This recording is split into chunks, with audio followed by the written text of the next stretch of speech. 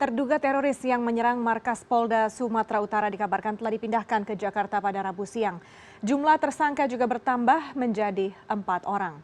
Dan untuk informasi lebih jelasnya, kita telah tersambung melalui telepon dengan Kabid Humas Polda Sumatera Utara, AKBP Rina Sari Ginting. Selamat sore, Ibu Rina. Pertama-tama kami ingin mengkonfirmasi terlebih dahulu apakah benar tersangka sudah dibawa ke Jakarta pada siang tadi? Ya, selamat sore Mbak. Benar tadi sekitar pukul 14, tersangka 3 orang sudah dibawa oleh tim Densus 88 ke Jakarta. Kemudian yang tersangka meninggal dunia sekitar pukul 12 yang tadi sudah diserahkan kepada keluarganya untuk dikebumikan begitu. Baik. Bu Rina, sejauh ini apa saja temuan yang sudah diketahui oleh pihak Polda Sumut sendiri?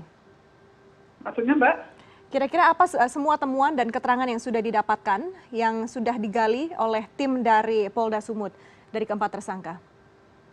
Ya, yang pertama bahwa motif daripada penyerangan ini adalah untuk mengambil senjata api dari petugas jaga atau nama itu, lalu kemudian akan digunakan untuk melakukan serangan berikutnya terhadap Polri maupun TNI.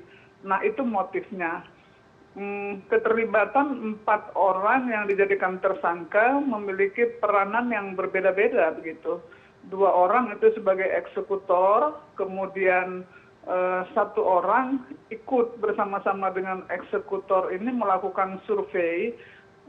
Dari 1 minggu sebelum kejadian itu mereka sudah survei sebanyak 3 kali. Kemudian 1 orang tersangka yang terakhir itu juga bersama-sama para eksekutor ini merencanakan serangan yang dilakukan ke Polda Sumatera Utara sebelum kejadian berlangsung. Lalu dari beberapa TKP yang dilakukan penggeledahan, termasuk diantaranya di rumah salah satu pelaku yang masih hidup, ditemukan beberapa buku, baik buku-buku agama Islam, kemudian buku tulis yang di dalamnya itu berisi tentang doktrinisasi kepada anak-anak, bagaimana untuk melakukan peperangan, bagaimana untuk berjihad, nah seperti itu, dan juga ditemukan di percetakan 4 buah plat master untuk memperbanyak percetakan buku-buku tadi yang saya sudah jelaskan sebelumnya gitu.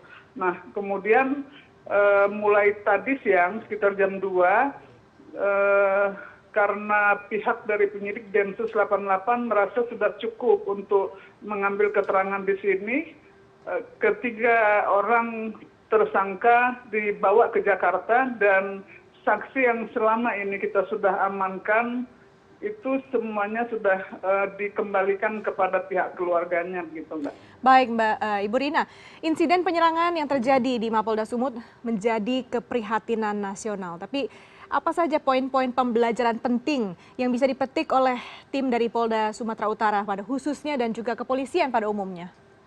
Ya tentu yang pertama kita sangat prihatin ya terhadap kejadian ini. Dan selanjutnya kami terus akan melakukan evaluasi tentang sistem pengamanan, khususnya yang berada di markas komando, mulai dari Polda sampai Polres-Polres, baik dari segi mungkin gedung, pagar, itu nanti kami akan evaluasi semuanya, termasuk orang-orangnya begitu. Nah, oleh sebab itu kita melaksanakan maksimum security. Maksimum security itu termasuk manusianya, kemudian peralatan yang digunakan, sarana prasarana semuanya dalam keadaan maksimum. Maximum security ya, Bu Rina. Selain melakukan maximum security dan juga pastinya bekerja ekstra keras di masa liburan ini, kira-kira apa yang menjadi laporan dari Ibu Rina sendiri pada saat sekarang ini? Apakah suasana di Sumatera Utara boleh dibilang kondusif secara keamanan begitu? Ya, kita bersyukur di tengah-tengah suasana masih Lebaran ya, Lebaran hari ke berapa ini ya, hari ke-4 ya. Jadi ini sudah mulai arus mudik masyarakat Sumatera Utara. Situasi Kamtibmas relatif kondusif, hanya beberapa lokasi yang mengalami kemacetan arus lalu lintas seperti tempat-tempat wisata.